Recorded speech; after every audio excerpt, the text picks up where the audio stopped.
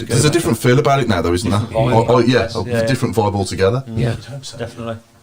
Yeah. And Bowyer's just... the Tilton Talk manager, Mr. Lee Bowyer, did we tell you the story about one, Andy? No. We interviewed Lee Bowyer exactly 1 week before he became Blues manager, and it was Chris Brown that asked him, would you come back and manage Blues if you were given the opportunity? He said, never say never.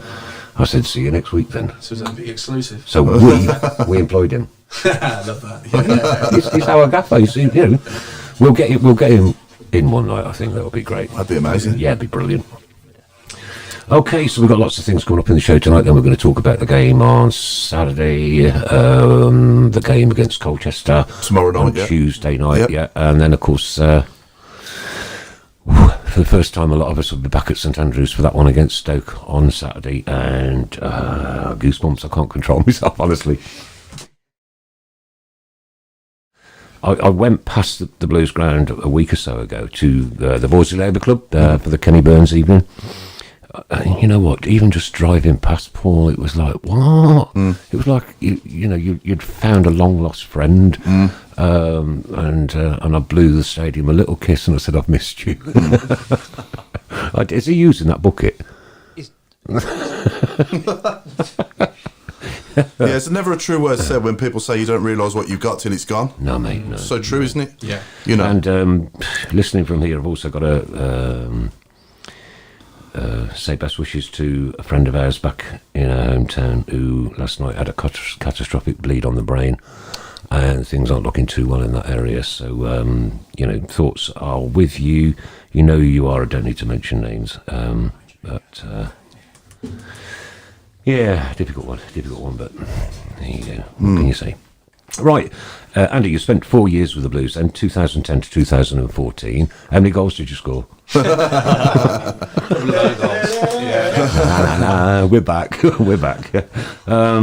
So what was your job during that 4 year period at St Andrews? So I came from the Birmingham Mail newspaper group and started off as a social media executive. Yeah. And actually, I said a few times credit to Blues at the time because I think over the Manchester City, I was the only second person ever in English football to be employed full time to develop social media. Okay. And you think back to then, Facebook was probably about it. Twitter was a relatively new thing. YouTube hadn't really kicked on. So for the first year or so, that was sort of my sole focus, which is a bit of a gamble because I was sort of all set out to be a journalist, and sort of nobody knew how big social media would become at that stage. So fully embraced it, took on far too many different platforms at various different times, from sort of Pin It to Vine, if people remember that at the time. It was pre-Snapchat, so that wasn't one on my radar. Developed that, and then obviously first season club win the Carling Cup, then get relegated, and as a result of relegation next season, obviously the staffing changed quite considerably, and I found myself for certainly the last 3 years head of media and communications. So worked under Alex McLeish, Chris Houghton, Lee Clark, and then I handed in my notice on the day Gary Rowett was unveiled. So I had about 2 weeks with Gary Rowett before I set sail for the FA. Okay. Interesting times. You've developed yourself now and moved on to the FA, working out of Wembley and St George's. And tell us about your role there. What do you do there? Was it a pretty similar kind of thing? Well, no social media. Sort of the way it works, the FA is we have sort of official title is Senior Communications Manager for England men's teams. So the way it works, the FA is the content team are part of the marketing department. So the communications is very much on its own as a department. And if you like, from a layman's term perspective, it's like an old school press office. So it's dealing with the both proactive and reactive media requests, facilitating press conferences, helping develop players and coaches in terms of their sort of own media sort of culpability and confidence, and just PR really, sort of old-fashioned PR, trying to showcase. We work on a mantra really of we want these England players to come across as not just good footballers but even better people, and that's we certainly focus and dedicate ourselves to be, and also we do see ourselves as being able to support performance, although we can't physically cross the line and kick the ball in the net or get players fit. We feel by creating an environment around media opportunities that the players face, certainly during a tournament, by creating a better environment, we sort of alleviate that pressure and allow them to just go out there and be themselves and do their thing on the football pitch. It certainly seems to me, I don't know whether you'd agree, Paul, but when you look at the players now, they do seem to be putting themselves across a lot better than they were, say, 10 years ago, when they'd all just got headphones on. My pet hate, by the way, not in a studio, but when you're on a coach, driving down, the coach drivers go down Wembley Way, the kids are waving at them, and the heads forward, headphones on, and the only one, and it was a long time ago, was David Beckham to wave out the window at all the kids that were sat there. It does seem that it's moved and it's changed, and the culture has changed a lot, and it doesn't seem so prima donna-ish. And that's the reason I stopped going to Wembley like 20 odd years ago.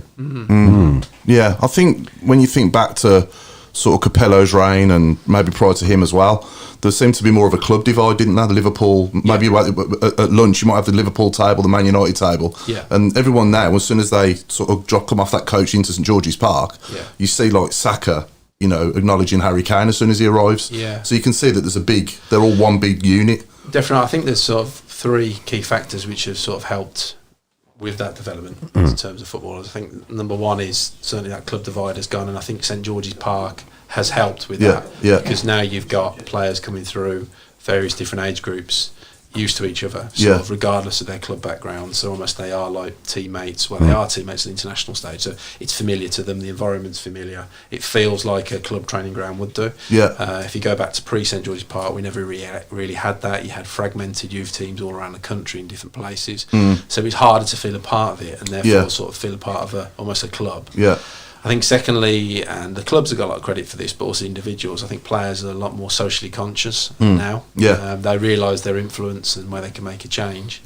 I think social media has helped with that. Sort of they've got their own sort of window of voice to the world, but clubs, with the great money that media brings into the game, you have to service that in the right way. So at the same time as developing players that are probably better situated with that, the players themselves are realising their own responsibility. It's a shame you can't develop some of the users of social media. No, I know.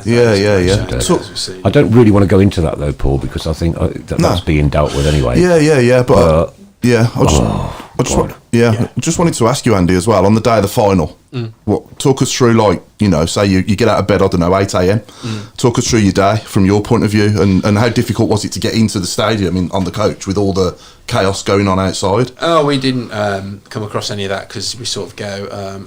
so if I go sort of back to the start of the question, I mean, actually match days for us in the build-up to probably quite a day from our role, because we've done our stuff. You've done all your stuff building up to it. And until Gareth and a player does an interview on arrival, sort of the match day is really just sort of getting prepared and rested, really, because it's important to rest ahead of a match like that, because it takes a lot out of you emotionally and physically. In terms of the events outside the stadium, getting in, we didn't feel any of that at the time, because obviously we get a back route in to go into the stadium, the players get for a coach, so there was no issues from our end there. But no, I generally wake up sort of mid-morning.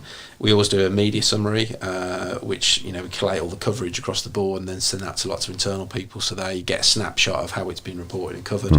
And then get to stadium, and certainly in this COVID era, we've suddenly become sort of engineers as well as media officers, because we're having to sort of set up virtual press settings like this with cameras and mics, because obviously the media aren't there in attendance to interview the player, so we make sure all that equipment's right. It's interesting because Wembley was obviously a neutral stadium, so whether you're home or away team, and actually for the Italy game we were in the away dressing room like we were for I think it was the Czech Republic game as well.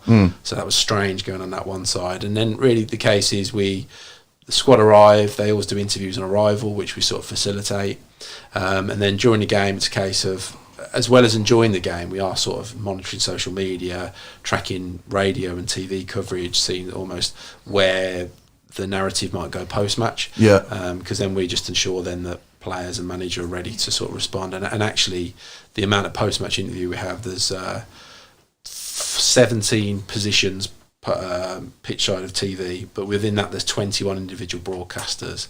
They'll all at least need 2 interviews post-match, as well as a press conference, as well as a virtual mix zone, as well as radio interviews.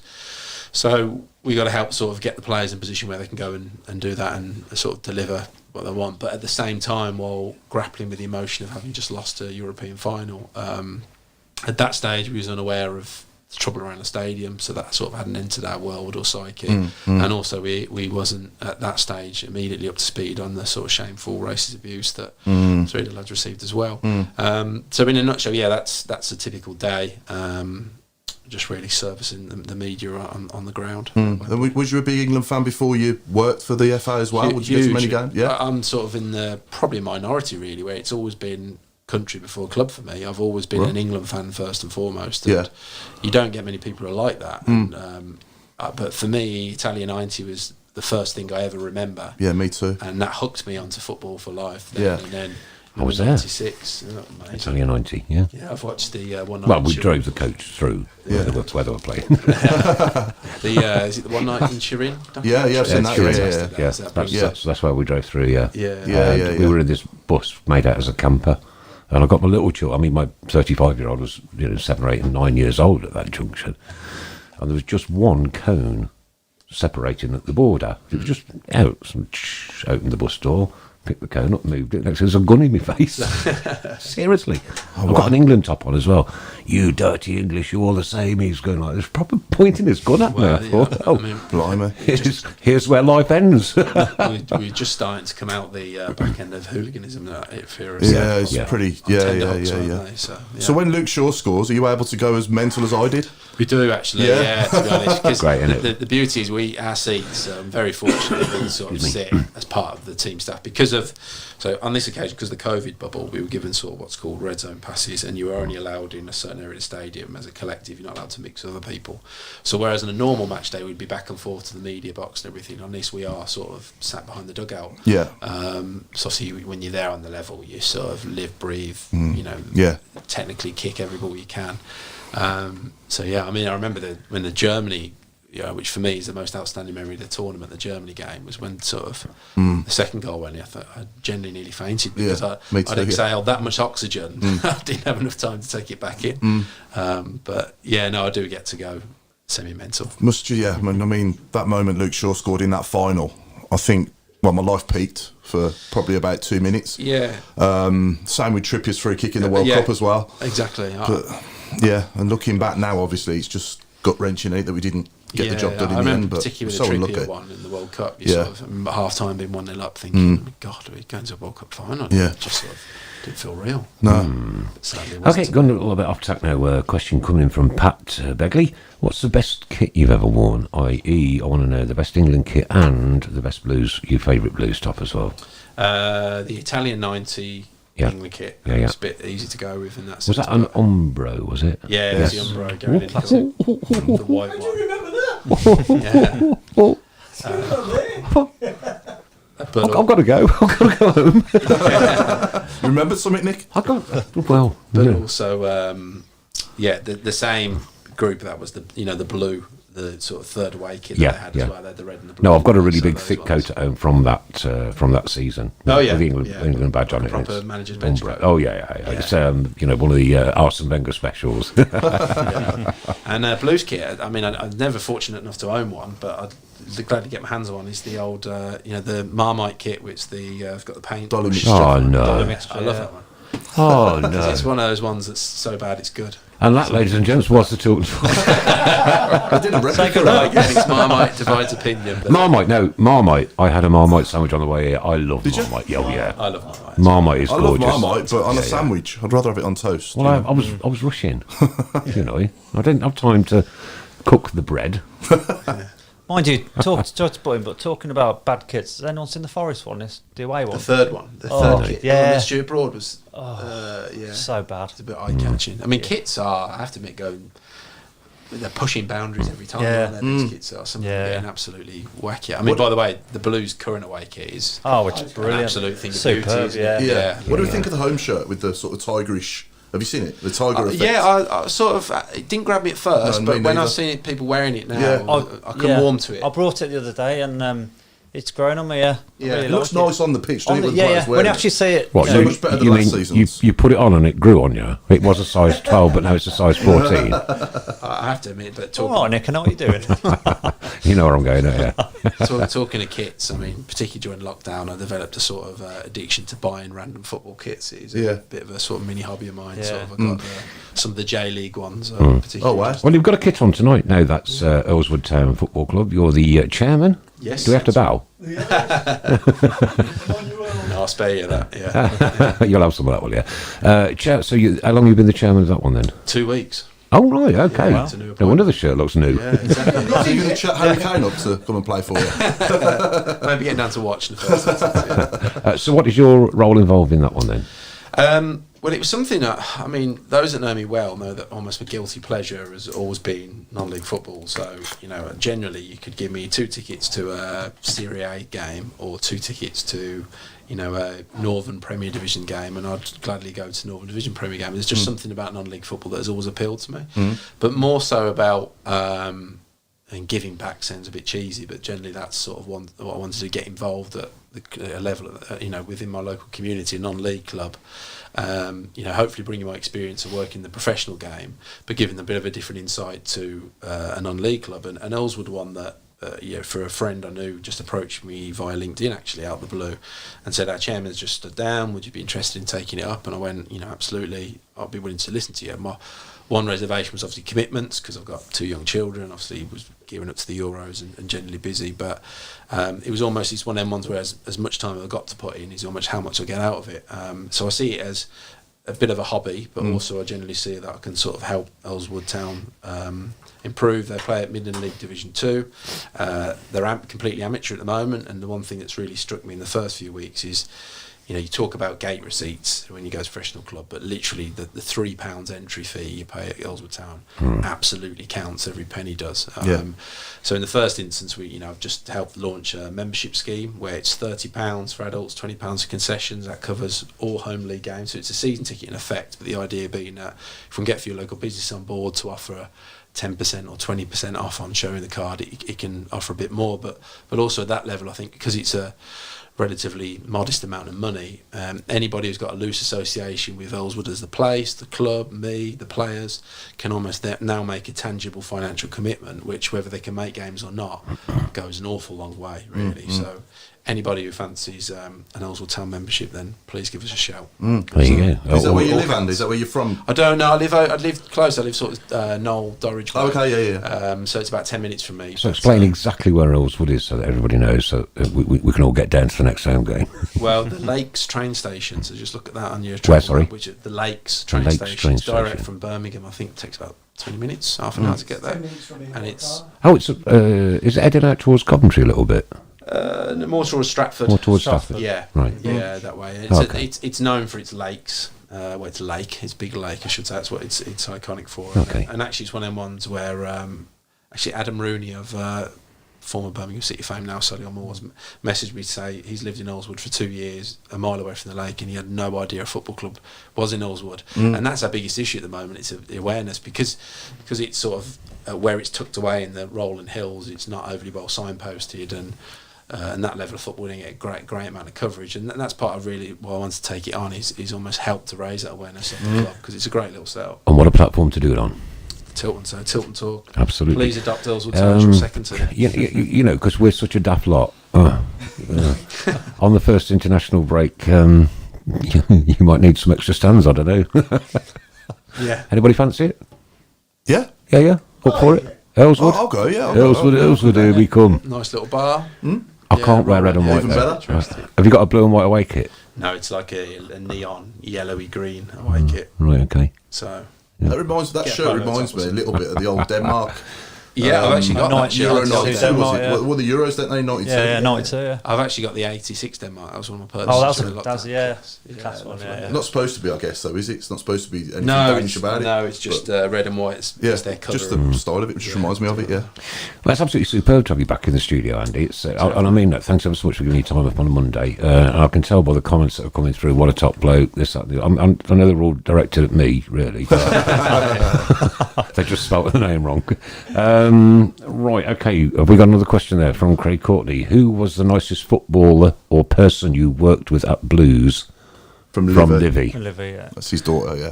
Curtis Davis. Curtis Davis. Yeah, absolutely. Nice guy, yeah. So still keep in touch now, and Good. he's one of the good guys you want to see do well. Good to see him still playing actually, because I know his injuries issues last year. He scored actually, didn't he, on the weekend? Did I didn't notice. I think, yeah. Oh, did they? I didn't realise. They drew 1-1, didn't they? They drew 1-1. Yeah. And he scored the goal. Yeah, He did, yeah. Yeah. Up the Triton Towers top as well, good. said Andy Ladd. I like the Triton Towers one, because the first song that was sung as the teams were coming out, right? I'd rather have a shower than a bath. Oh, I'd rather have a shower. I remember that. I was howling while I was really good. Rather have a shower than a bath. So the Football League is now in full swing. The Championship is up and running. Game 1 over. Game 2 coming up on Saturday. And we still haven't got the stadium open yet. All of it anyway. Don't know. Anybody know what the level is, where the repairs are and one thing of them? It's only 20 years old. How can it fall down after 20 years? So it's going to be a couple of months, isn't it, before we get the bottom? I think it's the bottom tier, isn't it? Bottom. So lower Cop and Tilton is not ready, No. but upper Cop and Tilton is, isn't there? Yeah. So me and my mates have had to move. You know, we're in the bottom of the Tilton. Me and my friend Jane and all the rest of them. What, normally? Yeah. Right, okay. Block 6. Where you had to move to? Main stand or? Gilmerrick, Lever. Right. Well, it'll be a big experience for you. Just got to. I think we've just got to embrace it. There's nothing we can do about it. No, after all, is there? no. You know, but it's sad to see that a 20-year-old stadium has fallen into that much disrepair in such a short time that they've had to close it on safety reasons. It's crazy. It's crazy. You know. I don't blame Bob the maintenance man, by the way. But you know, I don't know. Anyway, off to Bordsley Labour Club I went last week. There was Kenny Burns, and I've known Kenny Burns for over 30 years, and of course we've both changed over the years, probably me more than him. And I walked in, shook his hand. Tom Ross was there, great guy, loved Tom to bits. Kenny went like that. He says, oh yeah. I said, you don't remember me, do you? He said, no. I thought, this is my opportunity. I said, all right, okay. Tom, any chance I could pop up and ask a question a bit? Like, oh yeah, of course, Tom. You know, he's like, any questions at the end of the session? Yeah, straight on stage. I got the microphone. I said, Kenny, 30 odd years ago, I sat in a pub. And I've spoken to the individual that you abused that night. Tonight, that individual was my son, Adam. He remembers the fact that he'd just eaten scampi and chips and peas in the barn owl, and you came in, grabbed his knee, shook it violently, and said, hey, you're going to be a Villa fan when you grow up. Absolutely true. Now, my response to Kenny, you probably couldn't repeat on the show, all right? So then I've told the story of the game of football that I played with Ken once many years ago, and cut a long story short, they were all laughing because I brought an old bloke with me. Just kicked off, boom, straight in the back of the net, and somebody just come and said, I know who that is. I said, old bloke? Old bloke syndrome. And then I was in goal second half, and he smashed the ball that hard, and he poleaxed me, hit me bang square in the face, and I went down like a ton of bricks, and he come up, picking me up by the hey, you're right. I said, I saved it, didn't I, Ken? I said, so you've abused me, you've abused my son, he still remembers it from the age of 5. I said, so now I want you to tell the audience, the whole audience, I even managed to throw up all over Brian Clough's wife. See you, mate. And he was going, oh. It's kind enough to give me his telephone number afterwards, so hopefully we'll get Kenny on a show.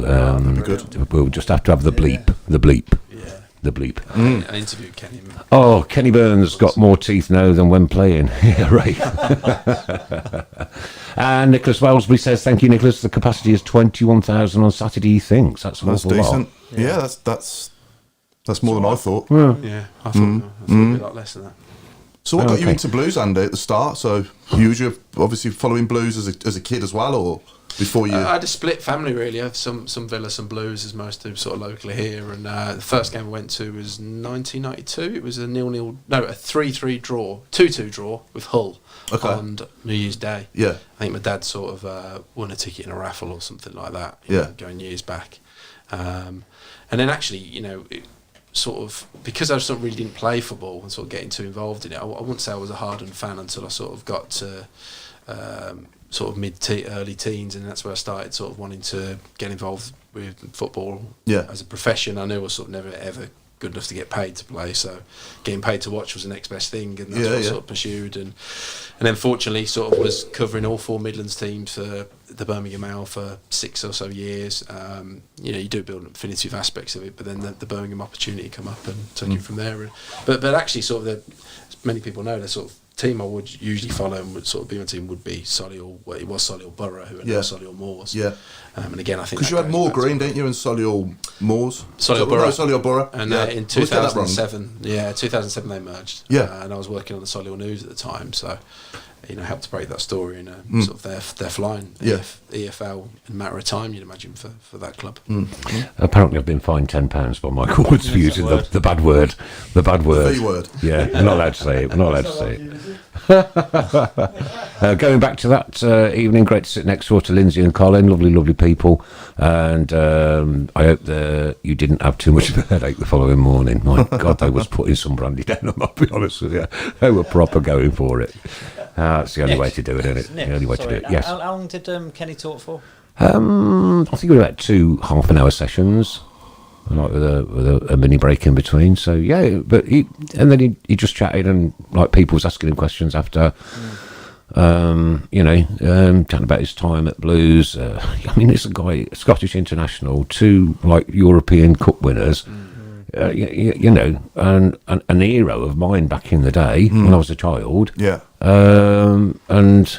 Got to play football with him, and he got to squeeze my son's leg to death. The thing I love about Kenny Burns is that the level of football he's playing at, he actually got converted from a defender to a striker. He went defender, midfield, then striker. Yeah. That's the sort of stuff that usually happens at youth level, you understand. But when you're actually playing at the top of your games, imagine that happening nowadays. Sort of a centre half suddenly. I'm struggling to think of another one. The only one I can think of is Paul Warhurst. I was just about to say that. Yeah.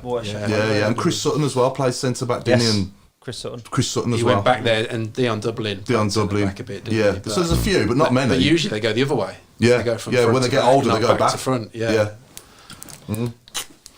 Right, okay. So we've got Dong out, Chong in. It's all happening down the Blues, isn't it? Sigh of relief, I think, when the man left. Definitely. From pretty much everybody. Yeah. I can only talk for supporters, and I can only really talk for myself. And I think that's why it feels different this season. Just feels it's got a different vibe about it, like Mark said. And for me, I'm optimistic and hopeful that we're going to do really well this season. When I say really well, I'm talking like stability, no dramas, no relegation battles. Fingers crossed. No points deductions. No. So saying that, Paul, would you be happy with a mid-table finish? Absolutely. I would. I'll take 12. As long as there's progress, that's the main thing. But I genuinely think Lee Bowyer is good enough, though, to even exceed our expectations. Let's not start dreaming too quickly. I'm just saying, I'm just throwing it out there early doors. I just think that, I'm not saying I think we'll be in the playoffs or anything, but I think he's good enough to do it in time. In time. And he might just shock us this season, who knows? Happens, doesn't it? Yeah, happens a lot in the EFL. And you've got to give Chong a little bit of credit for the way he played as well Saturday night. He was into everything, wasn't he? Everything. Yeah. He run his heart out for us. Yeah. And to think he's a lone player as well, I mean, that was just, performance of a hero, wasn't it, really, the way he played? He was everywhere. I think last time we had a performance on a debut like that, the guy scored 4. What was his name? Jesse Lingard. Jesse Lingard, yeah. You'd have been there, wouldn't you, Andy? Was it? Yeah. I remember it vividly. Yeah. And up a little bit one, Chris. That was Sheffield Wednesday, wasn't it? Yes. Roger Johnson was playing for them as centre half, wasn't he? Was he? Yeah. He was playing centre back for Sheffield Wednesday. So it was after his Blues time? 2014, so, yeah. Yeah. Nearly 18 months since we've done this, and it's surreal, isn't it? Doesn't feel that long now, I'm here again. Just gone like that. It's quite crazy, isn't it? Yeah. How long's it been since you last came in? 7 years, I think we said the early 2014. I can't believe that, mate. Yeah, credit to Chris, it's unrecognisable. It's sort of shifted up a few notches of professionalism, so very good. You've got to keep going on. You've got to keep improving all the time. Rolling stone. It doesn't matter what you do, whether you're a footballer, whether you're doing something like this. And this started off as a crazy little project with a plastic microphone and a cat that used to scratch my legs. All right. and now you're almost sitting in Sky Sports land, aren't you? Yeah, We it's did evolve to 2 plastic microphones at one stage. We did, yeah. No, I mean it is credit to you guys because a club the size and history of Birmingham City deserves to have a fan channel like this Yeah. to this level of And output as and well. it has to remain that as well. Yes. The fan channel. This is why we do what we do and how we do it. It has to remain that we are entitled to our football fans' opinions about our club, about players, about managers, about whatever we like, the state of the pitch, the state of the stands. We've got Booker Pies back! I know, yeah. And Sean Rush. Sean Rush is back as well. Yes, I know, yeah. So that's a great crazy good appointment move. again. I'm so Crazy chuffed good to see move. him come back. Yeah. Surprise though, wasn't it? Yeah. We did run a program called Piegate once the Booker Pies left, and we did several video tests of the pies that were in situ at the time, and we posted them out on social media, and we know the club got to see them. I don't know whether they put them down for a 2-year contract for those pies, but am I glad to see a Booker Pie I've back? missed them, yeah. So as well as getting Lee Bow as manager, you also got Papa Pies. Yeah. Pies. Fan power. This is the influential channel, isn't it? Another person that might be coming back as well is Scott Dan. I've heard links Oh, nice. I heard something about this morning. At what capacity? as a player. So he's a free agent Right. at the moment. Yeah. He's 34. He's run out of contracts at Palace. Yeah. And, he could come in and be a colossus for us at the back. I mean, he's I'd take him more back. than good enough to play in the Championship still, isn't it? I'll take him back. Yeah. He won't play week in, week out, we know that, but as a squad player, you can't get much better than that, can you? No. I mean, he was outstanding in his first spell, wasn't he? Yeah. Brilliant. Him and Yeah. Johnson together were just brilliant. Yeah, I think people would agree. He's sort of that partnership. He helped raise Rogers' game to another level. Yeah, definitely. And he was. Did he tore his hamstring? Didn't he in the semis? It was an incredible partnership, though, wasn't it? Yeah. It was Fantastic. phenomenal. Yeah. And you don't very often get that, do you? Where you get those two key players that just knit and gel, and that ball's coming over, it's going to go away. There's only one for me that was just edges it slightly, only slightly, and that's Cunningham and Upson. They were just different level for me personally. I thought Matthew Upson was probably one of not the best centre half I've ever seen play for us. I thought he was outstanding. But you need that blend of characters, don't you? Yeah. And two similar centre halves, No. slightly different, don't they? No, and again, Kenny Cunningham next to him helps get his game up to another level, because he made his England debut when he played for us. He did, Yeah. So Yeah. All good stuff. that'd be good. I think if he came back, that'd be a great signing, even if it's only for a season or two. Yeah. And then if he's got aspirations to go into coaching after, then it's a good path for him, isn't it? Because obviously he knows Lee Bowyer anyway, because he played with him. He knows Gardner. And Craig Gardner, and Yeah. So Guards has gone upstairs, though. What's his role now? So he's the technical director, is that Director right? of football. Andy, explain what a technical director does. It depends on clubs, but in general terms, it's around helping to identify transfer signings. Right. But also, it's to help ensure a sort of consistency of playing style across the age groups. So, you sort of basically everyone, you're the person who makes sure everyone's on the same page across the club from a technical perspective. So, tactically, medically, etc. So, you can get some technical directors which are, glorified recruitment scouts that just go out and sign players, but you get ones which I think Craig is like, for the sense of it, is more the sort of a proper football man in that position. The head of it takes a bit of pressure off, because a first team manager shouldn't be worrying about what the academy's doing, or should be worrying about how the 23s are getting on. Right. That's Apart the from technical a director. weekly brief. Yeah, exactly, Yeah, which is delivered by got the you. technical director, so he helps look after. Marvellous, wonderful. Okay, we got the first. This is the first. This is the Tilton Talk Show first caller of the year. Fingers crossed. Chris has got his fingers crossed. I think he's got his legs crossed. I think he's lost his bucket. ladies Lost his and gents. bucket. It's not a good He's lost sight down here. his bucket. Okay, who we got on the line, Chris, please? Adam Wilkes. Here you go. Good evening, all. Hey, good evening, Adam. Hello, Hey, it works. The Tilton Talk guinea pig. Hey, history. Mr. Guinea Pig. How you been keeping through these awful times, mate? Same as everybody else, just waiting to get back to some sort of normality. And I think Saturday was a bit of normality that we all needed. I think this Saturday is going to be Special. It's going to be like my first game ever. I genuinely probably will cry when I go into the stadium. That's how much it means to me to get back and to be a part of it again. And I don't care. So if you do see me blarting, I don't need any medical assistance or anything like that. It's just pure Emotion. How's the Mrs. and Child? Oh, they're very well, thank Marvellous, you. wonderful. I'm looking forward to that first rendition of the Tempera as we walk out the tunnel. On that subject, do we think we need some new songs down the blues? Some new tunes? Mr. Blue Sky, no, don't change No, that. don't change that. I'll keep right on, but I'm just talking in general. Do you remember when Alex McLeish tried to change the walkout music, didn't he? Changed that. Oh, we had the Valkyries, didn't we? Yes. Yeah. Which And we had the Proclaimers as well, don't we, before every game? Yeah. Okay, it's down to the listeners now. What walkout tune would you like to hear at the Blues? What walkout tune would you like to hear at the Blues? If we change the timbre. If we change the timbre, yeah. Yeah. I quite like that, though, because it's got that dum, dum, dum, dum. Yeah, it's decent. Yeah. Wasn't Trevor Francis? He chose that, didn't he? Yeah. That's what his. Yeah.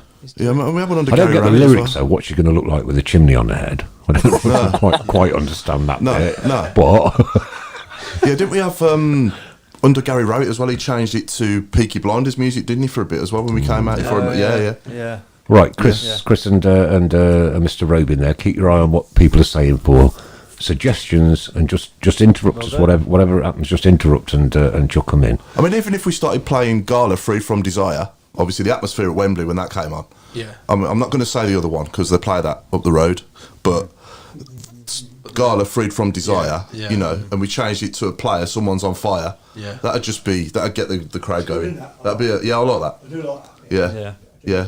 Hogan's Paul, on don't you think fire. that's more of a Hogan's on fire. half-time thing, though? Right, say again.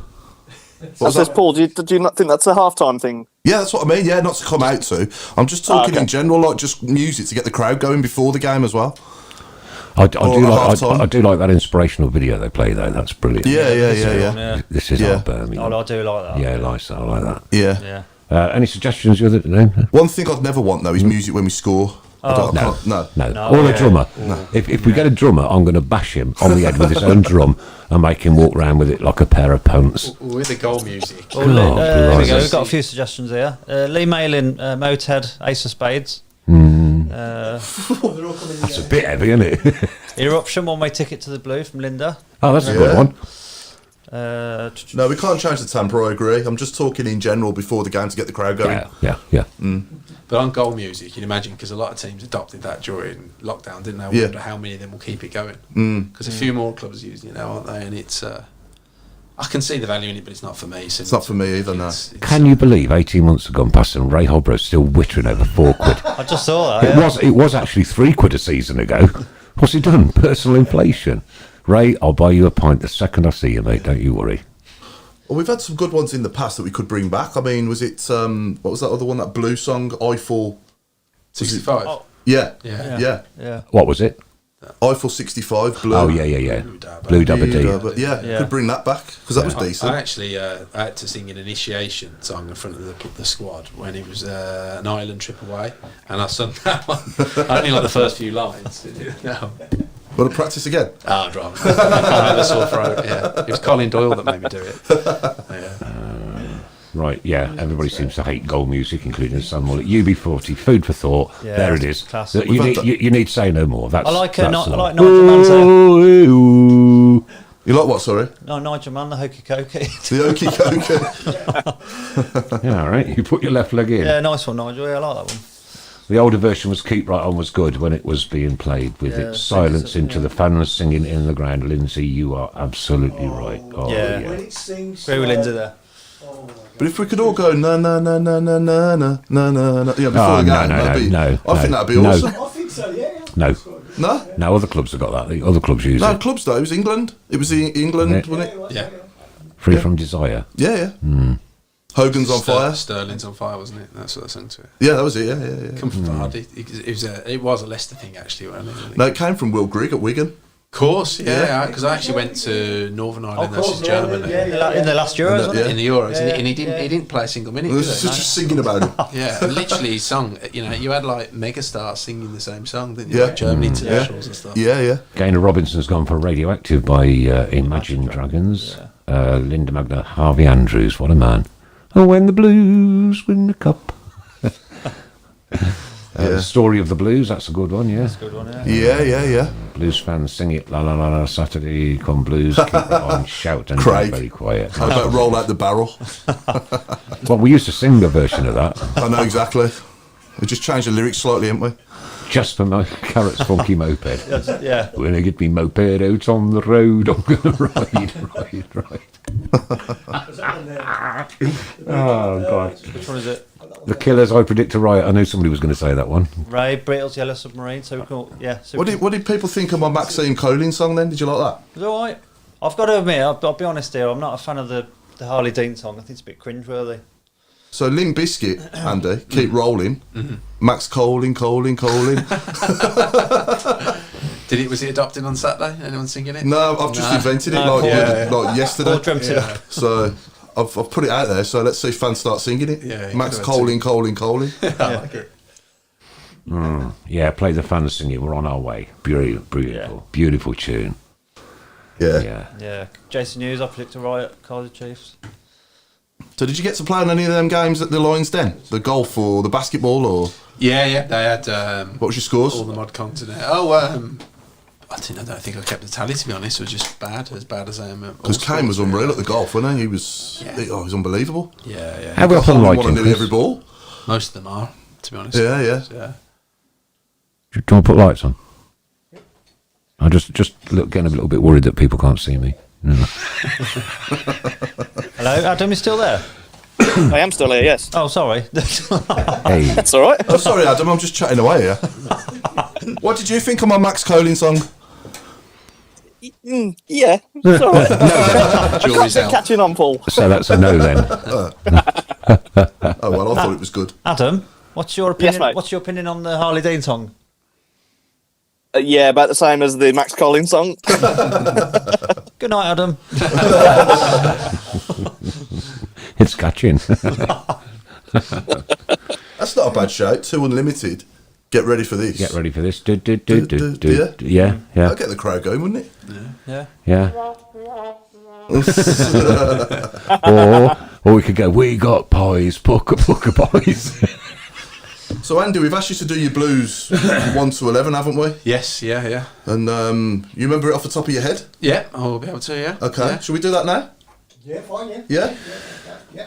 Yeah. So this is your all-time Sort of- favourite team Yeah, in your lifetime? No, not in my lifetime. No, okay. It's all time. A blues 11 that you could do. And I have to admit, I spent probably about 3 days thinking about it on and Really? off to get to the bottom of it, because I Yeah. was sort of thinking, almost I wanted a bit of a story behind each inclusion. So in goal, although I never had the luxury of seeing him play, it has to be sort of Gil Merrick, because although Blues have been blessed with so many goalkeepers, for him to achieve what he achieved, Yeah. shows his undoubted quality to represent England at a World Cup as well, amass that amount of games across that period, and just be sort of obviously a consistent rock at the back for Blues, to the point then he's now already got a stand named after him. Yep.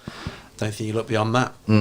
So yeah, Gil Merrick in goal. Right back, Stephen Carr. I think led us to Carling Cup, and also, I was fortunate enough to be there from the moment he signed to the moment he sort of left. And what all staggers me about the Stephen Carr story is that he was just literally signed as a short term. I even remember the picture of him, and it's sort of overweight, slightly grained, a bit more hair, sort of player. And I remember Blues fans going, "What the hell are we doing? Who's this guy going?" He'd retired, hadn't he? He was sort of facing the end of his career, and then to not only go on and have a sort of a second life and then lead us to a Incredible. cup. He was interesting as captain, because in our world, sort of captains, you expect them to be the first one to do an interview, don't you? And sort of good, bad, or indifferent, they're the first one to grab that microphone and represent their club. Stephen was the opposite to that. So actually, from our world as a captain, he was a nightmare, because he didn't like doing interviews generally. But in terms of what he achieved on the pitch, I don't think you look beyond him in right back. Brilliant. If I jump to left back next, Martin Granger. Yeah. Again, free kicks, what he did at the top level, proper character as well. Yeah. Have you had him on there? Yeah, we have. Yeah. Yeah. We spoke to him last year. Yeah. Centre halves. Talked about him earlier, didn't we? Matthew Upson, Yeah. I think, as well. Again, Yeah. somebody who anyone really represents England while playing for Birmingham City, particularly across history where we have been, always shows how they've stepped up, additional level. Yeah. And also, he was just such a amenable, nice guy, by the looks of it, weren't he? He's done well for himself now in the media. Yeah. Next one, centre half, I've gone for Joe Gallagher, purely because I had the fortune of sort of working with Joe. He was doing PA reports when I sort of was managing the press box there. And what I liked about Joe's story was that he adopted Birmingham as his own. You know, he was a Liverpudlian by birth, but he moved here and he was an absolute rock. But also, you know, I think he lived local, worked at the Rover after finished his career. Check out the Tilton Talk interview with him. When we had Tim Faraday on, he said that Joe Gallagher was the best centre half without a doubt that's ever played for us in his time. So, would you agree with that, Nick? Yeah, and Chris? What, yeah. Definitely. One of the first words my dad said to me when I got inside St Andrews, when I was slightly younger than I am now, shall we say, was "Watch out for that number 5, Big Joe." Proper Joe. And I still remember those words to this day. Happy birthday, Dad! Today it'd have been 92. Up the Blues. Yeah. Midfielder. Barry Ferguson, centre mid. I just thought somebody, his ability on the ball, brilliant, earlier with Woods as well. He just absolutely pulled strings. And during that class. Premier League season, you know, he was immense. And what I find staggering really was that how underestimated he was as a player in England. You know, he'd obviously done well in Rangers, had a spell at Blackburn, didn't go too well with injury. Yeah. But I actually think, you know, in English football, if he'd come down a bit younger or stayed here for longer, what he could have achieved in the game. I mean, he achieved a phenomenal amount of north of the border, but in England, I don't think he was ever fully appreciated. No. The next one in midfield is I purposely didn't want to pick because it's too, you know, it's an obvious one because he only played a handful of games, but I sort of have to go for Jude Bellingham just because of what I believe he can and will become. Yeah. For Birmingham to have produced somebody who I think will go on to be the best midfielder in the world is phenomenal, really. Yeah, you know, absolutely. And we feel that, they're retiring their number, let's leave that aside and all that talk. And unfortunately, we only had a very short amount of his career, but... you know, and it's interesting because I got to know him during the Euros a fair bit, and he was saying how much he sort of misses Birmingham. Not in the sense that, you know, he knows he's on the right pathway, but he constantly talks about Birmingham. He absolutely loves every aspect. Just keep Do living you his think dream. he left a little bit too soon? No, I would have done if he had not gone straight to Dortmund. Right, Because okay. actually, I was suspicious when he left. I thought they're going to do what they did with Sancho and play him. You used to have the B teams, don't they, in the football pyramid. But he went straight into the first team. So. He's too good, isn't he? He's just too good for the Championship. Well, he wouldn't have gone to Euros if he'd stayed. He's just got everything: the stance, the look, the maturity He's as done, you know. well. It was as if we'd been playing for 20 years, you know. Yeah, but he was one of the players in the squad this summer that benefited from obviously it not happening last year. Yes, You know, exactly. you can say the same probably for Saka. You know, there is more, but Ben White probably wouldn't have gone, would he? No. Well, it says it all when someone like Trevor Francis raves about you. You know, you mate. Calvin Phillips. Yeah. I don't think Calvin Phillips would have gone, would he, if it had happened when it should have? No, you're right. Yeah. Speaking of my team now, I've got 4 more to go, haven't I yet? So Wide 2 wingers, right, yeah. Seb Larson. Oh, yeah. Brilliant. Again, loyalty, good character, international pedigree. Yeah. He could have jumped ship, you'd imagine, many a times, but sort of stuck with us as well. So it turned out to be an absolute bargain from Arsenal in that sense. Yeah, I've always said he's the closest thing we'll see at St Andrews to David Beckham. Yeah, in terms of technique and everything, Similar kind of player. Yeah, I just remember some that ways. first Deliveries. goal under McLeish's reign. That Oh, that screamer at Spurs, wow. Yeah, unbelievable. I sort of love watching that back. Yeah.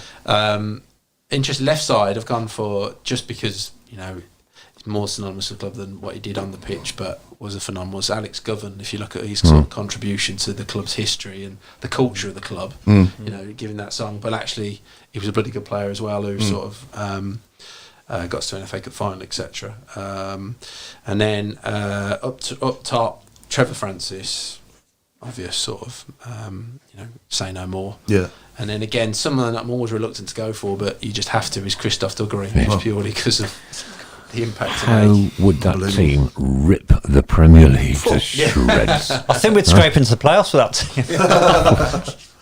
Goodness It me. just shows you, though, doesn't it? I mean, there's players that you could pick another team, and you know we've had some great players, haven't we, over the years? Captain, Carr, and manager. I'd actually go for Chris Hughton. Yeah, I really enjoyed his season. Because I loved it. I loved Yeah. working for Chris. I think Europe obviously added to it, but Yeah. so I was thinking because his stats flashed up the other day because obviously Forest manager watched Forest Coventry yesterday, Yeah. and it was like his achievements, and you sort of, part of me, you sort of forget that he got us to the playoffs that season. Yeah. Which, you know, the club was pretty much on his knees when he went down. We didn't have a shirt sponsor, if you remember that. Yeah. We were dragging players in on free deals, Yeah. relatively unknowns. Yeah. Got us to a playoff semi-final. Yeah. Linda said it was brilliant seeing the crowd at Sheffield singing "We All Want a Team of Jeremy's." I have seen it on YouTube. He was so happy, proud to be a Blue Nose. Blues family, yet still people discriminate and take the pee out of his learning disabilities. Jeremy, we love you. That's all you need to know, mate. We love you. And he was lapping every second of it up. He was loving it. Have you seen the Inside Blues video as well? The one where it's kind of like behind the scenes before the game in Sheffield, and the players are getting off the coach, and he's screaming at them, "Come on, Blues!" And you can see some of them. Some of them are smiling at him. And, Come on, Blues! Harley Dean acknowledged him. Quality. I love being in Bar 8 and just hearing that coming down from up the street. It just makes my day, mate. It makes my day. It lifts my spirits, I promise you. Good old Jeremy. That video was good old Jeremy. Jeremy number one. Carol Sandland has said that's a fine 11, Andy. Keep right on. And is it a special day today for Carol? Oh, yes. Yes. She's 60, although I thought she was a lot older. I thought she was She's older. had a letter from the Queen, so she's happy. She looks a lot older. Happy birthday. Happy birthday. Happy birthday, Carol. Carol, I'm only joking, Carol. No, I'm going to tell you a seat number in a minute. Oh, golly. Well, we love a good sense of humour on the Tilton Talk Show. I cannot believe that it's nearly 8:30 already. I know, it flies, it's doesn't just it? like, wow. We're going to do the who? Yeah, please. I haven't done it. I'm going to Oh, you done it? No? Oh, I Sorry. thought you had. Did you send me one? I did. Did you? I did. Oh, well, we'll do it next week. Oh, yeah. What we normally do sometimes is we do... Normally do sometimes. Sometimes. Occasionally. Occasionally. We do a recording of an ex-player talking. And you got to guess who it is, yeah. Nice. Yeah, I did one from your time at Blues as well and everything. Spent loads of time preparing it. I would have fancied myself to get that. I know, yeah. Okay. I'll do it. I can do it. Can you save it? Yeah. Do you want me to send it in now? You can rescue it. No, it's not, I won't be able to do it now. You won't be able to do it now. Maybe next week. It's the first show back, ladies and gents. Oh, yeah. He's an old one, if you want to do an old one. Well, people will know, won't they, if he's been on already? You stick to your bucket, chap. Can I ask the panel a question and of course you can. wider listeners? Yeah. Just going back to Andy's team slightly, and he mentioned Gil Merrick and then having a stand named after him. Does the panel think there's another player deserving of a stand named after him? Well, yeah, obviously the Trevor Francis stand would be nice. I know he's got that room at the back, but I don't think... He's got the suite, hasn't he? Yeah. Yeah, I don't think he's been given quite enough accolades by the club. And also, I would like to see some bronze statues out the front. That'd be nice, wouldn't it? They do look about classy, time. don't they, when you go Yeah. to... Well, and a badge Do what's as well. around it. They do look classy when you go They to do, don't they? grounds Yeah. and you see them, yeah. One thing I do want to say about that football ground, though, and the surrounds of it, is an absolute dump. A filthy, horrible, dirty, litter, shredding, filthy hole. And it really is. Round St Andrews. The streets around St Andrews. And Let's hope it's all cleaned up, ready I for... hope so, Paul, because you know what? You've been to other grounds like Derby, we've been Blackburn, Bolton, and they're not announced the litter anywhere until the football fans get there, obviously. But as you're driving into Birmingham, I come down the Spitfire Island Road, down past Fort Dunlop, and I thought Egypt was bad. Where's it all coming from? People's car windows, obviously. Yeah. Yeah. And the retail part maybe as well. All around there. It's saying it's got disgusting. worse? Isn't it?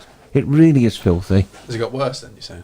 Yeah, I think Yeah, so. yeah. Yeah. Yeah, it's never been this bad. And the potholes in that road as well, outside Fort Dunlop. Crikey. Oh, well, that's another story. I don't think we can put the council to right tonight, can we, Boo? No, all right. We can get a statue. We'll move on. We'll move on. Who owns the football ground now, then? Anybody know? Not me. No. No, No, not me. not you. I'm getting sticky for not having this ooh, and it's... No, yeah, sorry about that. Yeah, rightfully so, people. Rightfully so. it wasn't my fault.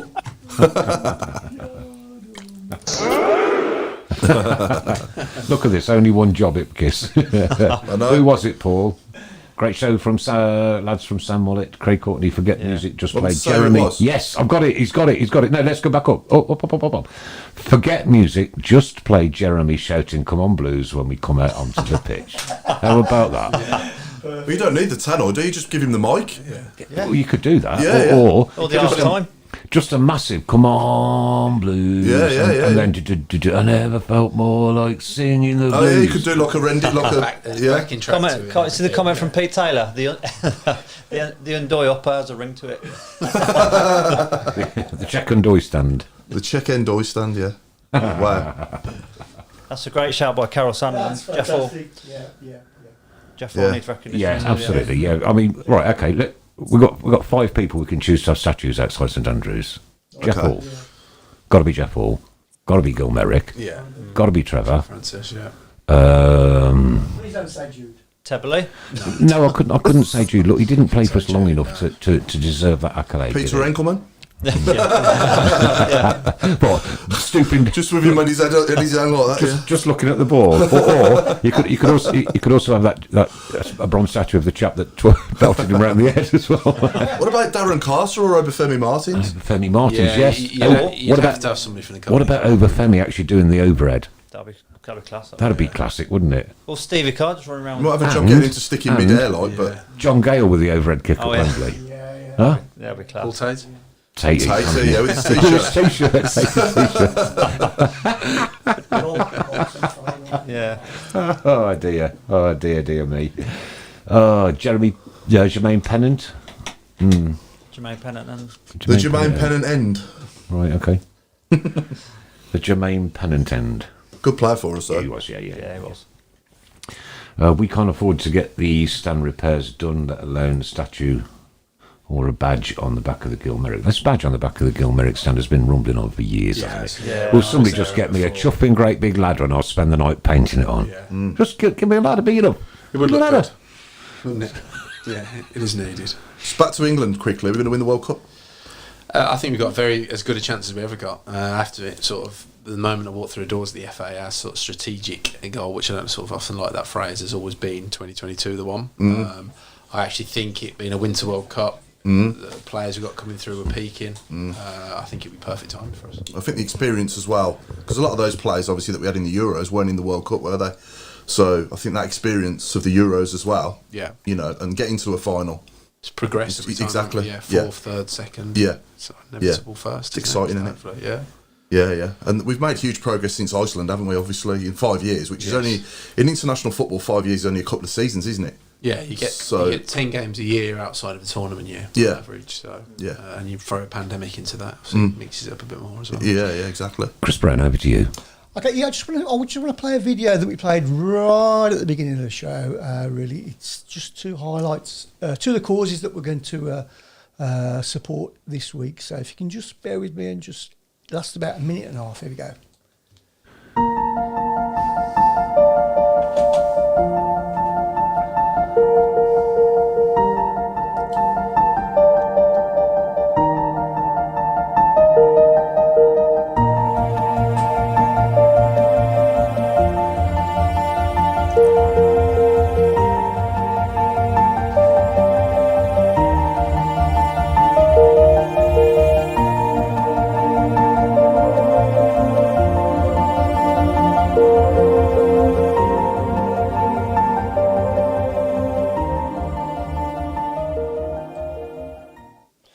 Okay, so they're just 2 of the causes we're highlighting this week. One was the defibrillator for Blake, and the milk carton kids. And you can find out all about them on our Facebook page or group. There you go. Superb.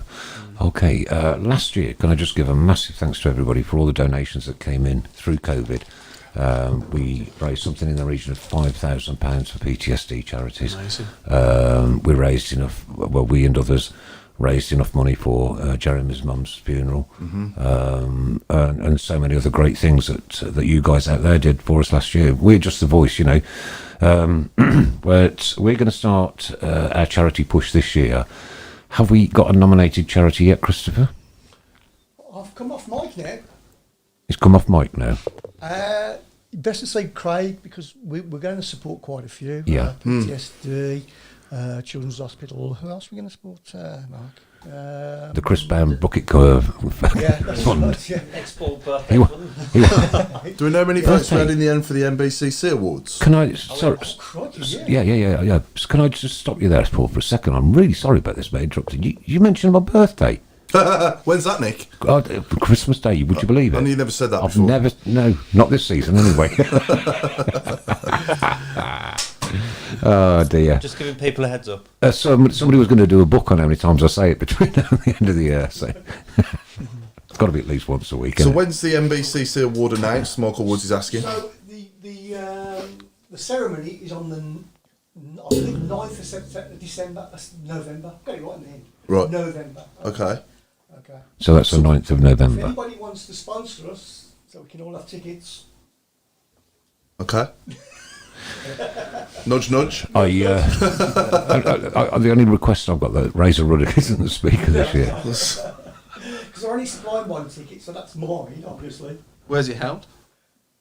It was Alexander Palace last time, wasn't it? We went. No, this is a new one. The east side Yeah. rooms, is it? East side rooms. East side, you Mailbox, isn't it? Mailbox. And the mailbox. Okay. There you go. Aye. Yeah. So do you think tomorrow night then, Colchester, a few changes tomorrow, do we think? Oh yeah, I would have thought yeah, so. Yeah. absolutely, yeah. Yeah. Listen. You imagine someone like Truman would get a game in goal and all the rest of it. Hello. What was that? What Stephen? was that? Was- Oh, yeah. Is that a caller? I'm still here. Put your 50 in. Somebody's trying to reach you, Adam, I think. Where was I saying? Yeah, I think they've got to make wholesale Loads of changes changes, tomorrow. There's a league out there on Saturday, right? And I think Lee Bowyer is intelligent enough to say, I know where my priorities are going to lie. Yes, another cup run would be absolutely superb. Yeah.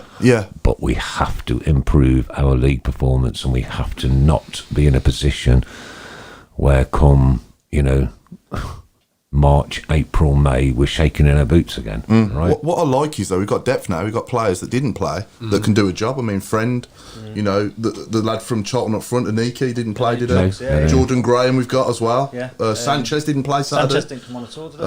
No. Is there any youth players that could get a debut tomorrow? I think of. Who's That the could be next a possibility, to come off the Andy, rank? yeah. There might be, yeah. I can't think off the top of my head, It's but often that one where the players made that. Obviously, Jude made his debut, didn't he? in the same round at as Portsmouth. Yeah. But Odin Bailey's gone up to is it Livingston? Yeah, I read that this morning.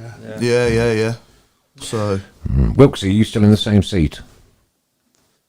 No, I haven't got a ticket this year. Oh, right, I'm okay. afraid. Why? No. Long story, but the crux of it is the person I used to get my ticket off no longer works for Blues directly. They're a subcontractor now, so Right. they don't get the same privilege. Okie dokie. Yeah. Right, okay, thoughts for... I'm not ready to bother about tomorrow. Thoughts for Saturday. Stoke at home. They scored 3. Say again? They scored 3 the weekend, 3-2 win. but it's going to be at St Andrews, and it's going to be... 2-0 Blues. 2-0. Yeah. 2-0. Scott Hogan brace. Adam Wilkes. I'm going to go 3-1 Blues.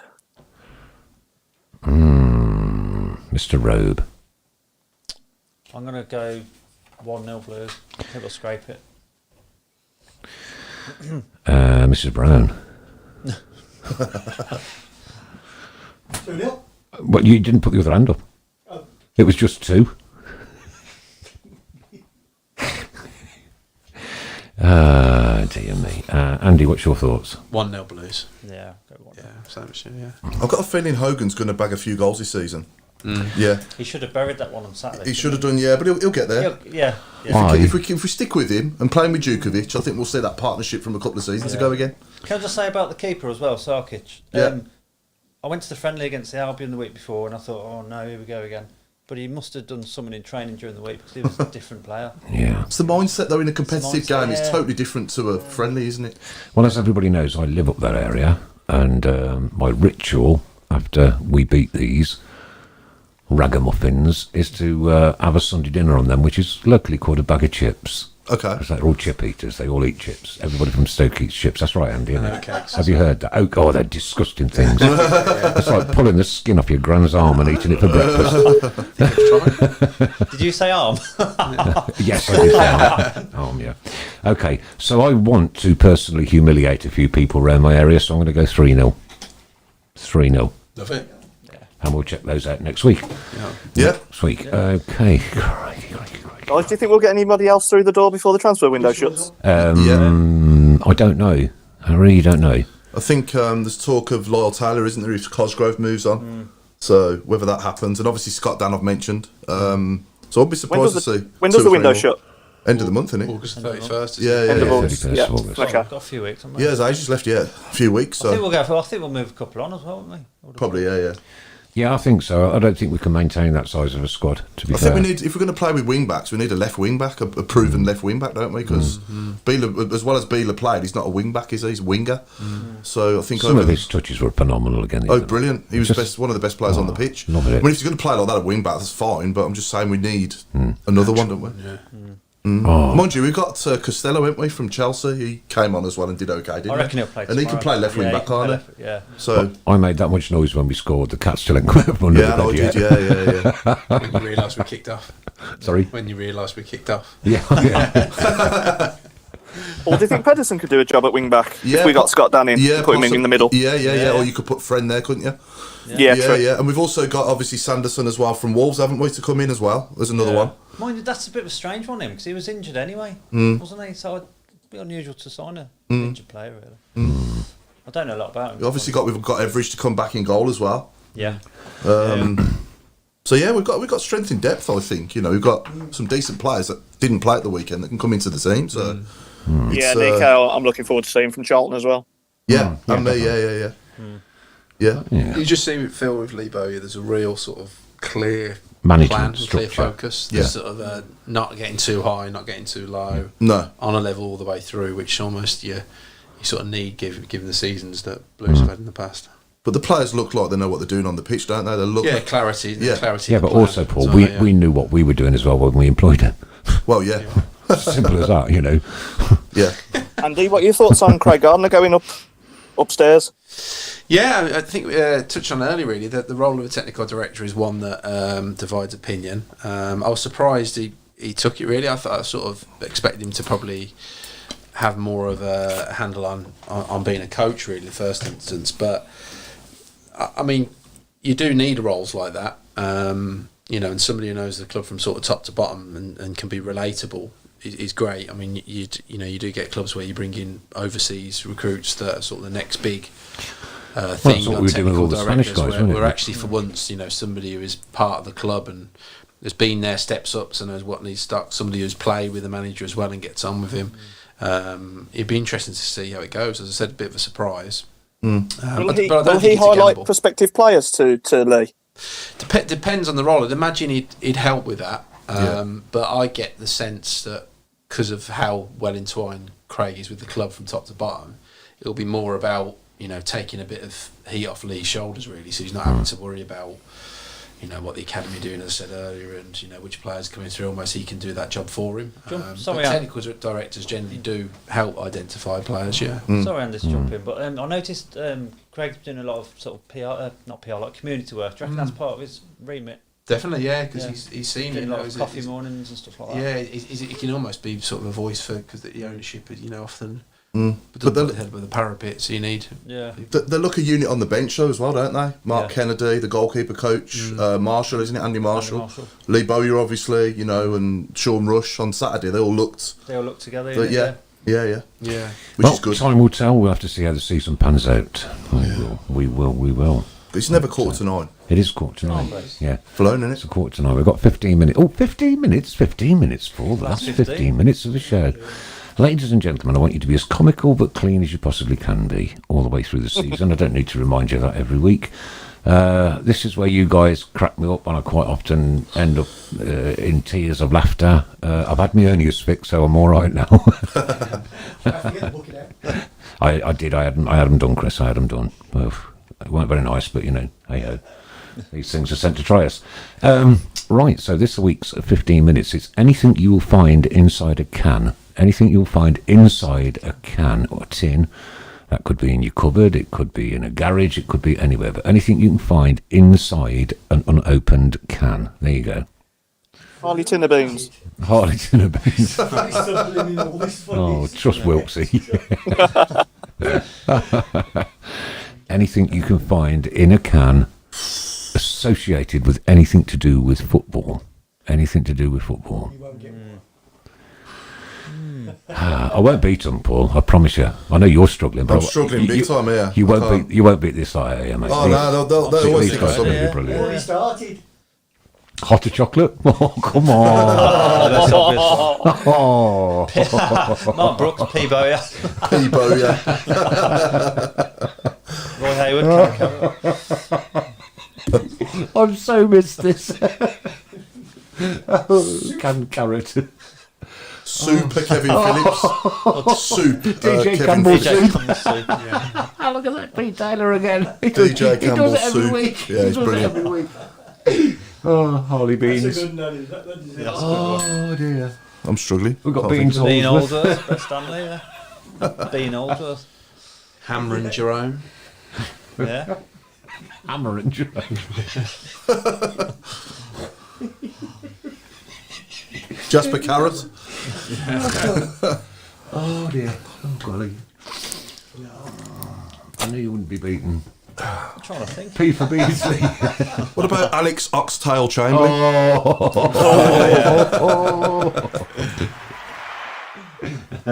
Spaghetti Boyerays. That's very clever. Lindsay, well done. Paul Taters. Paul Tate. Who did that to me? Ray Hobro. Paul Taters. Brilliant. Oh, God. Oh, no, it's all brilliant. You can see why we miss this, can't you? What, Pepsi Guardiola? What Your one? favourite? Pepsi Guardiola. Oh, Pepsi Guardiola. Yeah. Anything that can be found inside an unopened can. Spam Lazaridis. I've stopped rocking the table. Mince Overson. Mince Overson. Overson, yeah. They're all coming now.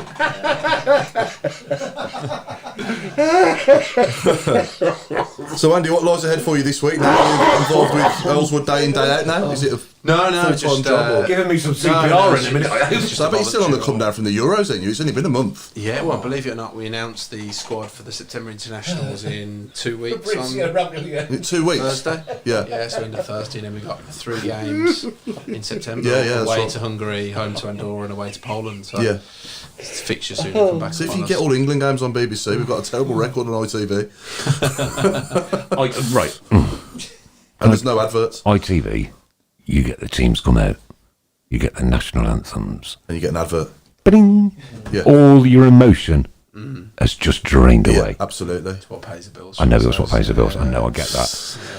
Bit of a random question, But Andy. really, Did you get any sort of specially made mementos or anything like that? Do they issue you with any souvenirs or anything like that? Good question. Yeah, we. So after the World Cup, and I think the same thing's going to happen this time. Is our team photographer, our produces like a special book of sort of photo album, really, like a professionally printed photo album, which has got not just like action pictures, but also little pictures he's taken behind the scenes. Oh. It's almost like a visual diary, which is quite nice. that's nice. And also in our room, they we got sort of personalised like picture. Seems like another one's coming Chili in. con Karen Carney. Chili con Karen Carney. That's brilliant. Who was it? Brett Stanley. Chili con Karen Carney. That's the Well done, winner. mate. Yeah, She's doing well for herself, isn't she? She's brilliant. she's on Sky Sports now, isn't she? For the women's league. Is it the women's league? For the EFL coverage as well. yeah. So, She just deleted her Twitter account. Apparently. Oh, sure. Yeah, Has she? a few abuse apparently online. Shame. Really shame. Terry Spaghetti Hooper. It's a good one. So in the squad coming up then for these games, I'm just trying to think if there's anyone that could make it in that wasn't in the Euros. P Camp. Because it depends how the season starts, doesn't it? yeah, exactly. Yeah, it'd be interesting. How do these two remain serious? What's going on? I think Arsenal could move from Yeah. so he gets on there. Yeah. Yeah. Yeah, and I think Monday possibly meltdown. James Maddison, if he goes to Arsenal as well and starts well, possibly, or even if he stays at Leicester and starts well. So you got Harvey Barnes there as well. Yeah. They've got James Justin to come back. Could I just congratulate Leicester on So their much talent, isn't there? amazing Scary. win the weekend? Could I congratulate Leicester on their amazing win the weekend? Superb win. Well done, Leicester City. Brilliant. I can't remember who they were playing. Ricky Risotto. Can you get risotto in a can? I don't know. Yeah. I think you can. I think you can. No, Can. yeah. Can I have a tin of risotto, please? Oh dear me. Cherry Adibola. No, don't work. Sorry, Adam. Cherry. Yeah. Could have gone Cherry Cooper. Cherry Cooper would have Yeah. sounded better. It would have sounded a bit better. Before my time, We sadly lost him. We sadly lost him recently, didn't we, Terry Cooper? Last week. Yeah. Yeah. That was my sort of earliest memories as a sort of going down, really. Lou McClary, then Terry Cooper, wasn't it? Yeah. Yeah. Got a lovely letter off him after the Oh, yeah, absolutely. after the Stoke riot. After that Stoke riot, I wrote to him. Told him like, "Come on, don't give up. This ain't we're not all like this. This ain't what we're all about." And Yeah. he wrote me a lovely letter back, and I've still got it in my museum at home. Yeah. Yeah. Touch. Yeah. Like some photos of that. If you can. Yeah, could do. Yeah. Yeah. We can put it up in here. Yeah. Plus me big plastic check I've got as well. Won £1,000 on the half-time draw. Oh, yeah. Did you? When was that? 18, 19, 19. That's a good one from 1,000 Jason guineas. Hughes. It's a good job there's a wall separating us. What about Darren Ambrosia? Darren Ambrosia, that's brilliant. Ambrosia, yeah. Declan Rice. Barry Frey Bentos Spice. Barry Frey Bentos Spice. Barry Frey Bentos. Yeah, Declan Rice, Oh, as in dear. rice pudding. Yeah. Rhubarb Blatchford. Yeah. What's he been eating tonight, Brett Stanley? There's a lot of suspect things going in cans here, by the way. Yeah. I know, yeah. Yeah, I know You you know can. what? We've got to double check this. I didn't think you'd get one. So you got a game the weekend, Allswood? Yes, we have Ulster Town at home. Okay. So, yeah. Saturday? Yes. So You be there? Blues. I will be, yeah. Cool, Yeah. cool. Trying to get to what I can, so, Mm. yeah. Yeah. You're looking forward to this little project, aren't you? I am, You- yeah, I can it's tell. good. Nice little setup. And sort of, as I said, small things make a big difference at that level. So, Yeah. Yeah. Sorry, Andy. How often do you get down the Blues? Well, I can't think. The last game I went to was. I usually try to go at least sort of once every couple of months, generally when I can. As I think I've said a few times when I came in here before, when I sort of first left Blues, I couldn't go down to watch because I said it felt like watching my ex have dinner with somebody else. 'Cause like you're so entwined with the club, and then Yeah. suddenly next week you're out. No, I there, get it, I and get then it. You're like, oh, that's changing. I don't recognise that. But now it's got to a point where I think I'm trying to think of the playing squad. If there's any players left that was there when I think the last one to go was obviously Craig Gardner was there, but I think everyone else has gone now. Yeah, I don't think we've got anyone left. What was quite depressing actually, it's funny because people were saying when Jude broke into England scene, they were saying, oh, you must have known sort of Jude, well, the club I worked at, he was 11 when I left. So I'm like, no, I didn't. No, you didn't. Yeah. Didn't hang around with it. Just a reminder of, Won't be long before his brother comes through, will it? I know, yeah, it's promising, isn't it? Yeah, I can't wait for that one. Yeah. Can't wait. Yeah. He's a generational talent, isn't he, Jude? He's going to go on to massive things. And that's why that all-time 11 Yeah, I yeah. sort of had to drop You him in. you only Sort you only of find a player begrudgingly. like that like Yeah. twice in a lifetime, Exactly, don't you? You know, at any club, you only get probably a couple of them that come along Trevor Francis. I'm talking from the youth scene upwards, yeah. Yeah. You know, and we've been blessed because we've had we've got Joe to come, we had Jude, we had went to Leicester. Oh, Damari Gray. Yeah, Damari Gray. Nathan Redmond, Jack Butland. Yeah, thank you. I think, by the way, Damari Gray at Everton this season is A good move for him. fantasy teams. Great move for him. It was only 1.5 million, wasn't it? Proper working man's club, Yeah. right? Got the same kind of ethos as what we have, Yeah. you know, and the same kind of supporters. And under Rafa Benitez, Yeah, what level he could reach. I mean, he's been in one England squad, Damari has, and he never got on. Post World Cup, that was, so, you know, potentially could be good to see him back in an England Yeah. shirt. Yeah, definitely. next week, Christopher. I meant to have done this week. Actually, I've got for the PTSD charity just over 1,000. Hello, who's that again? Bleeps. Just over £1,000 in my save at home.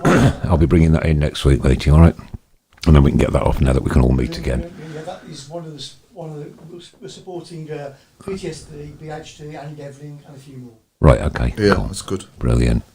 And Sharon's still got to have her hair dyed bright blue. She will still do it. like I say, she's been paid a lot of money to have it done. And discussions are ongoing. Are our people talking to their people, Chris? They certainly are. That's great. Great news. Do we have a guest next week? I'm not sure next week. To wait out. We've got somebody on the fan cam next week, but I'm not sure who the guest is. Okay. We've had a chap on called Stuart tonight who's visiting. Oh yeah. Where are you from, Stuart? Yeah, Stuart Hind. Where are you from? We're interested to know. Scotland, isn't it? I think he's from Scotland. Is it? And he's working, reading the page, I think he's working down here for a few weeks. Okay, cool. And he went to, I think, Borsley Labour sorted him out with a ticket for Sheffield. And he's going tomorrow night as well, I think. Yeah, Sorry if I got that muddled up, Stuart. I saw that earlier. He was thanking the Boys Labour Yeah. Club for help him sort his tickets out. One thing. I think he's going back up to Scotland. Stuart, if we haven't got a guest in next week, just get in touch. Yeah, get in touch Yeah. with the show. Craig will know, won't he, Craig? Yeah. Yeah. Let us know if you know. But yeah, coming on to Saturday. Yeah, coming on to Saturday. Frank Woodrow next week. I beg your pardon. Frank next week. Oh, Frank Woodrow. Frank Woodrow. Yeah. He's a great character. You had him on before? No, No, never. Yeah. I sat with him when he won Player of the Tournament, Player of the Season, 2008. When he got promoted under McLeish. Yeah. At the ICC. No, Craig caught this making us change. laugh. He was having us a bit. Sorry, my fault. It's Wade. It's He's Wade Elliott one next job. week. He only Elliott. gets Oh, it's Wade Elliott. Wade Elliott. Yeah, one job a week. That's all he's got. He's assistant at Cheltenham. Is that right at the moment? Isn't he? Yeah, I believe so. Assistant Yeah, manager, yeah. I bumped into I don't him think all is he coming in or is he on Zoom? I don't know. Okay, He lives Bristol way, so fair so play to him if he does come in. Yeah. probably be on Zoom. I would have thought. Okay, a few more then to round the night off. We've got Hotter Dogs, Stevie Red Bull. What's that one? Kind of Ben Foster's. Yeah, I like that one. Ben Foster's. What about Frankfurter Quedru? Frankfurter Yeah. Quedru. Yeah, yeah. Craig said that. Yeah. Craig Did said it? Yeah. Oh, I didn't see that. Yeah. Oh yeah. I saw a good one up here and I thought, oh, that's funny. How he's Mackerel Morrison, good as well. I like that one. Mackerel Morrison. That's a good one. Oh dear. Yeah. Anyway, it's quite a few. Yep. Good stuff. If anybody's got any suggestions for the last 15 minutes, personally, send me a message on, personally, because, It's hard to think of things every week, isn't it? well, yeah, I mean, I had to come up with that one on the way here today, because I'd literally... Decent, actually. Not had it before. Do you know what? This lot are mad. They're mad. Do you pull together an 11, a starting 11 from players in the can? Everybody that comes in gets a starting 11, yeah. No, I mean from your puns. So you have like a can of Ben Foster's in goal. Oh. So by the end of the something show there. or next week, you can have your 11. Stephen Carlin at right back. Yeah. Oh, all to do with beer. Not that that'd be my choice. Not that that'd be my choice of beer, by Frank the way. Worthington, come on. I'm going to forward that. Well, this is crazy. I can't believe that it's, 3 minutes to 9, something like that? 2 minutes. Crikey. No, 2 minutes to 9. 2 minutes to 9. Gentlemen, it's been an absolute blessing and a pleasure. It's so good to be back and see you guys in the flesh again. You all, and I really genuinely mean this, right? You all got uglier than you were last season. Nick, that's why I'm on the phone. we know, Adam. We know. Adam, thanks for all you do for us, matey. Thanks to Craig Courtney. Thanks to everybody who works so hard behind the scenes. For the new look studio, Chris Brown, you've done an absolutely superb, tremendous job during COVID. Well done, you. Mr. Robe, coming in all the way from Coventry. Got to get back to on your train now. Yeah, trudge back. And ladies and gentlemen, a very special guest tonight, me. The one and only Mr. Andy Walker. Great to see you, Andy. Thanks ever so much for coming again. Good luck with the new venture. And you're very welcome to come back and see us anytime. And up the blues, always up the blues. All the best, mate. Andy. And all the best in England as well, mate. And you can see just from the reaction on there tonight, just how well loved you are, mate. Promise you. Means a lot. Super. No, I do, yeah. Yeah. Right. Andy Walker, ladies and gents. Andy Walker. Woo. Thanks everyone. Oh, this has been the Tilton Talk Show. Good night. God bless. Take care. From Mrs. Brown. Good night. From Mr. Wilkes. From Good Mr. night, everyone. Wilkes. And from Mr. Hipkiss. Good night, everyone. Mr. Robe. Good night, everyone. Myself, good night. And from Andy Walker, the last words. Good night. Up the blues. That'll do. Good night. Okay.